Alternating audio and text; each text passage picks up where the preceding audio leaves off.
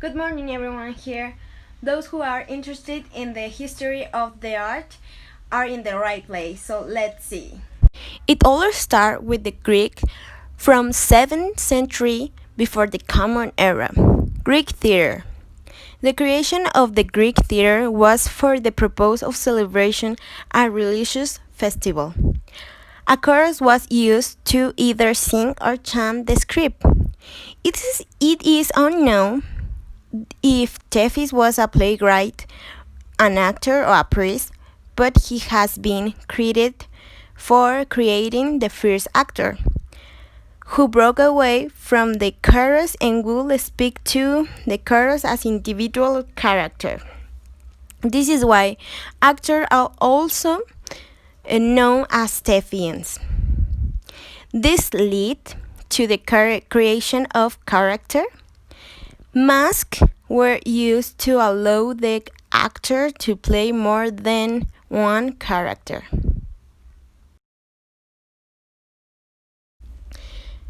Greek theater, the creation of character. The following playwrights contribute to the creation of character. Aeschylus introduced the idea of using a second and third actor which allow for interaction between characters. Sophocles continued the creation of character by using the chorus less and creating more dialogue between characters.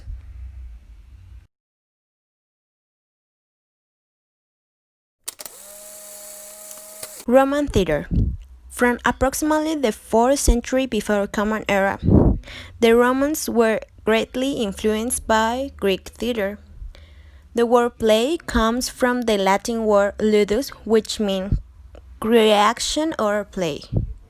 The Roman playwright Terence introduced the concept of a subplot, allowing the audience to contrast the reaction of different characters to the same event or circumstances.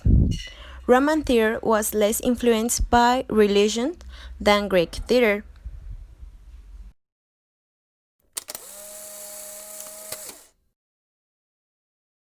The audience was often loud and rude. The audience didn't not applaud, but rather were always shooting insults and booing. Since the audience was so loud, much of the plays were pandemonium and repetitive. The actors developed a code which would tell the audience about a character just by looking at them. For example, a black wing, the character was a young man. A red wing, the character was a slave. A yellow robe, the character was a woman. A yellow thistle, the character was a god. Medieval European theater approximately began in the 5th century. After the fall of the Roman Empire, cities were abandoned, and Europe becomes increasingly more agricultural. After several hundred years, towns reemerged. The Roman Catholic Church dominated religion, education, and politics. It also had a strong influence on theater. Theater was reborn as liturgical dramas, which were written in Latin and performed by priests or church members. Plots were taken from the Christian Bible. Performances also were held to celebrate religious festivals, as in the Greek times.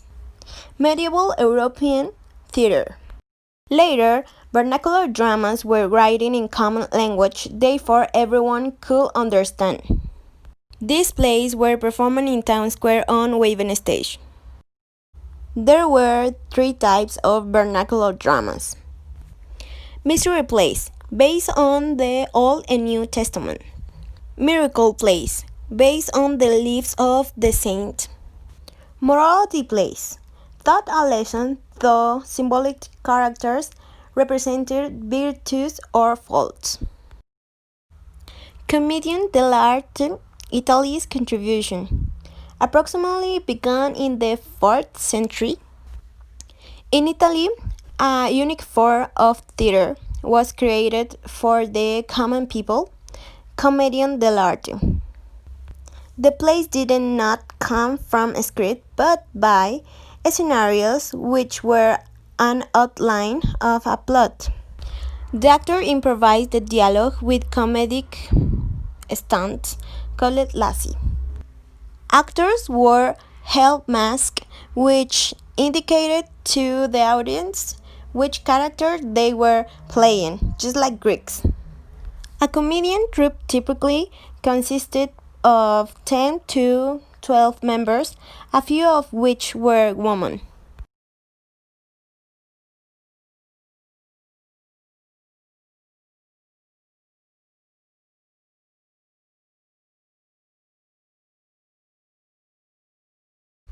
Renaissance and Reformation approximately began in the 5th century. Italy's contribution. Further contributions to theater were made by Italians, though the development of proscenium or picture frame stage. Renaissance and Reformation England contribution. In England, a prone stage were used which created a more open stage. Audience members surround the stage and sometimes on the stage. The emphasis in plays were on the dialogues. Plays also continued to have moralistic themes. Later, religious themes were replaced by themes of loyalty to the government. Performances were organized in troupes or campaigns who developed a repertory of plays that they could perform on. Renaissance and Reformation England's experience. In the 16th century, England government swung back and forth from Catholicism and Protestantism. Playwrights who worked to revive plays written in Latin were believed to be support the Catholic Church. Playwrights who worked to revive Greek plays were associated with Protestantism. Depending on who was in the power at the time, a playwright could be put to death for reviving the wrong play. Many playwrights began to avoid the revival of classic work and wrote non-political and non-religious plays.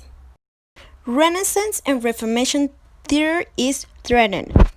The political problems in England at the time made theater dangerous. Civil unrest could be inspired by performance. Theaters were also associated with the temptation to spend time watching performance instead of working. Theaters were also associated with prostitution, since prostitutes would be in the area where plays were performed, and sometimes were even in the audience. Added to the political problems, fears of the plague closed theater. This condition led to the license of acting campaigns which led to more control of theater by the state. Elizabeth Theater, 16th century. A theater god is born. William Shakespeare is the most notorious playwright in the history of theater during this time period. There are other notable playwrights, including Christopher Marlowe and Ben Jonson. Shakespeare and his contemporaries encouraged a more natural style of speaking and acting. They also aspiring to the themes of good government.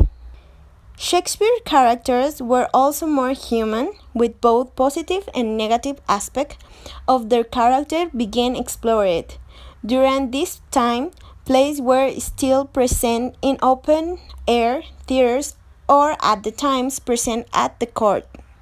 The Republic and the Restoration approximately began in the 17th century. France's contribution to theater.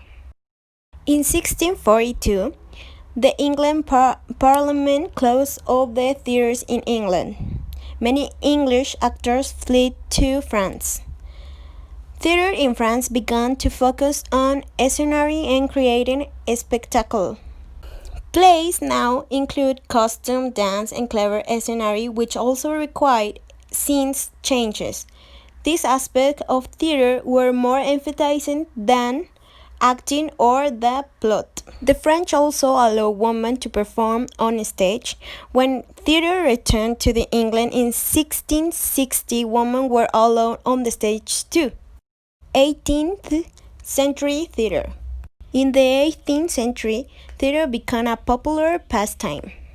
During the first half of the 18th century, actors assumed poses and performed their lines in a sing-song manner. Actors dressed in modern fashionable clothes. 18th century theater, David Garrick. Garrick is one of Britain's greatest actors and the first to be called a star. From 1741 until his retirement in 1776, he was a highly successful actor, producer, and theater manager. He wrote more than 20 plays and adapted many more, including plays by Shakespeare. Garrick emphasizing a more natural form of speaking and acting that mimicked life.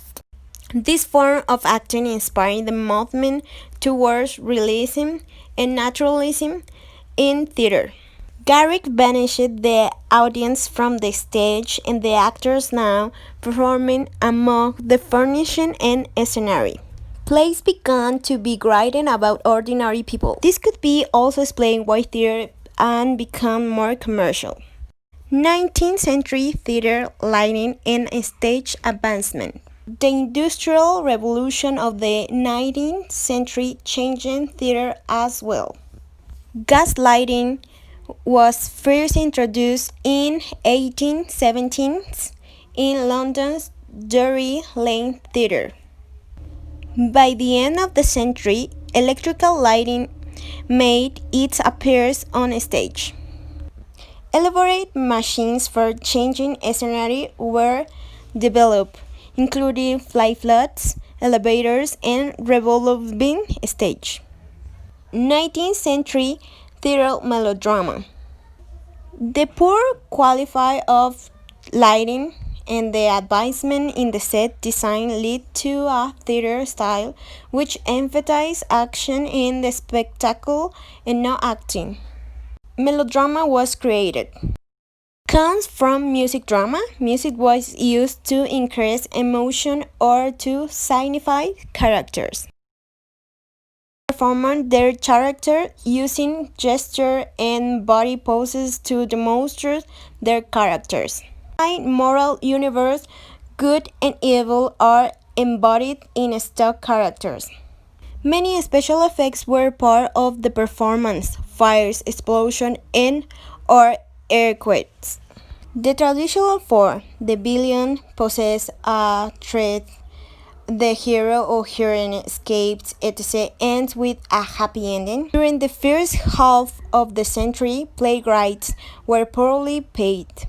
19th century theater, the era of theater greats.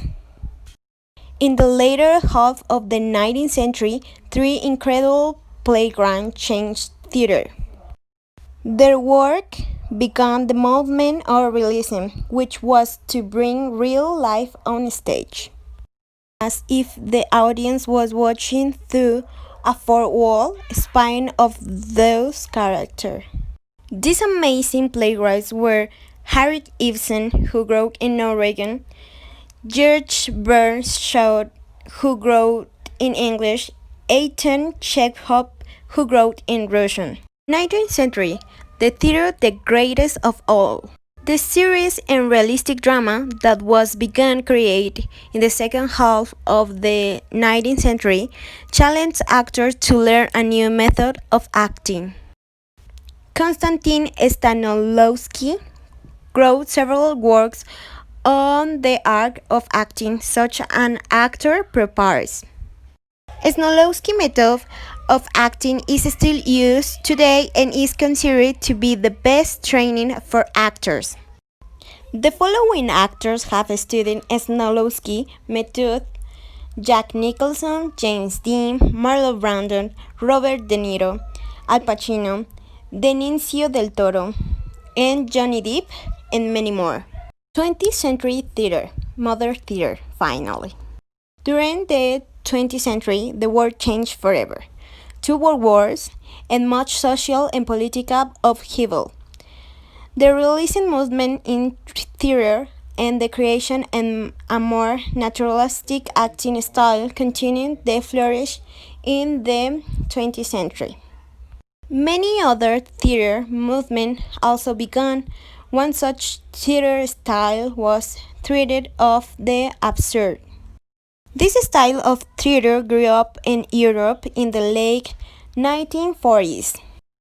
The end? Believe it or not, there was a lot of theater history that was not included, like musical theater, theater of the oppressed, children theater, etc. etc. Not to mention theater that was happening in other parts of the world. The craft of acting in theater is constantly changing in reaction to audience taste, political and social movement, and advance in technology. Finally, thought Oscar Wilde said, "Is the best." I regret the theater as the greatest of all art forms, the most imminent way in which a human being can share with another the sense of what it is to be a human being.